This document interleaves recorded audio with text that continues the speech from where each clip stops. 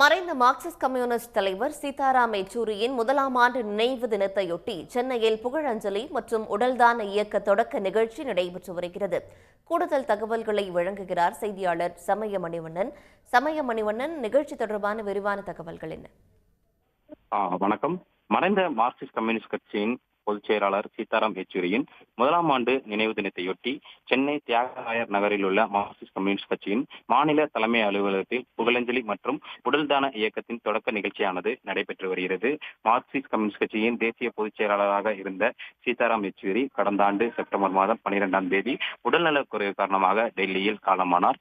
இதனைத் தொடர்ந்து அவரது உடலானது மருத்துவம் மற்றும் ஆராய்ச்சிக்காக டெல்லி எய்ம்ஸ் மருத்துவமனைக்கு தானமாக வழங்கப்பட்டது. இந்நிலையில் அவரது முதலாம் ஆண்டு நினைவு தின நிகழ்ச்சியானது சென்னை தியாகராயர் நகரில் உள்ள மார்க்சிஸ்ட் கம்யூனிஸ்ட் கட்சியின் தலைமை அலுவலகத்தில் புகழஞ்சலி மற்றும் உடல்தான இயக்கமாக நடைபெற்று வருகிறது.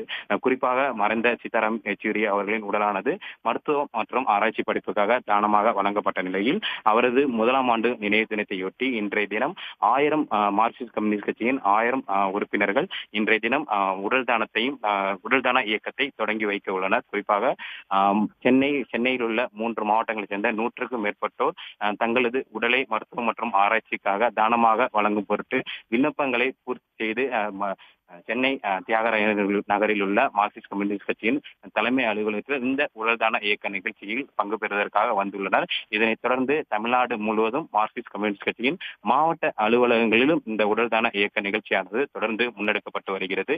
இந்நிகழ்ச்சியில் மார்க்சிஸ்ட் கம்யூனிஸ்ட் கட்சியின் அரசியல் தலைமைக்குழு உறுப்பினர்களான கே. பாலகிருஷ்ணன், உ. வாசுவி உள்ளிட்டோர் பங்கேற்றுள்ளனர். குறிப்பாக மருத்துவம் மற்றும் மக்கள் நல்வாழ்வுத்துறை சார்பாகவும் அதிகாரிகளும் இந்த நிகழ்ச்சியில் பங்கேற்றுள்ளனர்.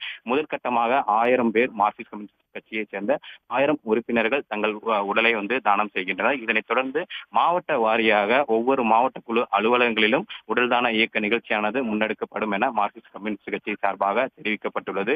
மறைந்த சீதாராம் யெச்சூரி உடலானது மருத்துவ படிப்பு மற்றும் ஆராய்ச்சிக்காக டெல்லி எய்ம்ஸ் மருத்துவமனைக்கு தானமாக வழங்கப்பட்ட நிலையில் அவரை தொடர்ந்து ஏராளமான மார்க்சிஸ்ட் கம்யூனிஸ்ட் கட்சியின் உறுப்பினர்களும் தங்கள் உடலை தானமாக கொடுக்க முன்வந்து அவரது முதலாம் ஆண்டு நிகழ்ச்சியில் தொடக்க நிகழ்ச்சியாக